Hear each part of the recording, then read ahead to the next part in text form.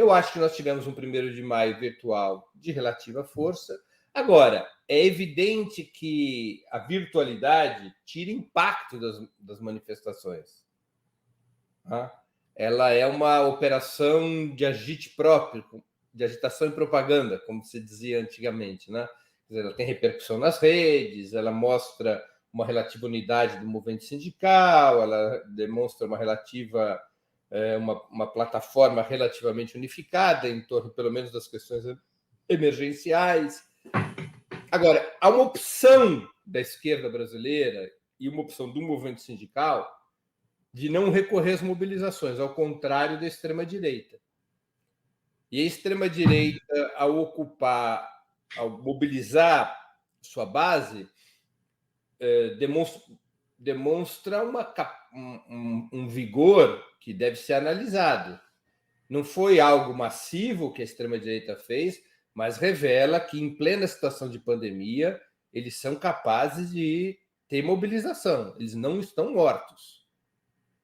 Creio que no futuro nós vamos ter que avaliar se a esquerda brasileira fez certo, se o movimento sindical fez certo em não ir para as ruas em plena pandemia. Outros países tiveram outro caminho, como a Colômbia.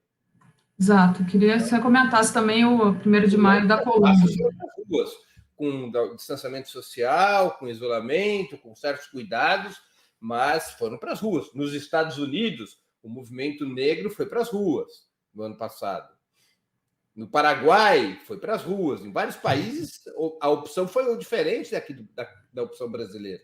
Mesmo a Índia, que é o novo epicentro da pandemia, a esquerda indiana, o movimento sindical indiano, mobilizaram para as ruas.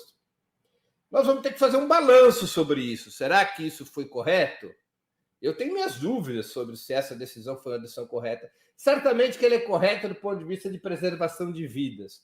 Mas é que, infelizmente, o desenvolvimento da luta de classes, em muitos momentos, ele é com o risco de vida.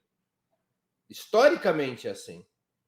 A situação brasileira não seria profundamente deteriorada ao ponto de que esse risco devesse ser corrido, como outros países correram? Porque o fato da extrema-direita ir para as ruas e do movimento sindical ficar na virtualidade não é uma boa coisa. Não é uma boa coisa. A percepção que pode passar, não digo que tenha passado no 1º de maio, mas a percepção que pode passar é de que a iniciativa política voltou às mãos do neofascismo. Uhum. A insistência de uma situação onde só a extrema-direita ocupa as ruas e o movimento sindical, os movimentos populares, a esquerda brasileira se circunscrevem ao ambiente virtual, não é uma boa situação. Uhum. Aumenta a capacidade de arregimentação da extrema-direita. E eles fazem muito barulho, né? Eles têm dinheiro, botam carro de som. Aumenta a capacidade de arregimentação da extrema-direita. Eu fico pensando se não está certa a esquerda colombiana, a esquerda indiana, a esquerda paraguaia, a esquerda norte-americana, de mesmo no ápice da pandemia, olha lá, mesmo no ápice da pandemia, se colocar em movimento. Muitas vezes a classe trabalhadora teve que correr riscos de vida. Em situações de guerra, de repressão. Isso não há, às vezes não há escolhas.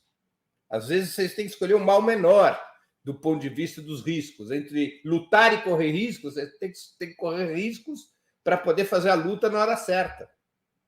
Então, eu tenho para mim que isso vai ter que ser reavaliado, se isso não for um equívoco da esquerda brasileira.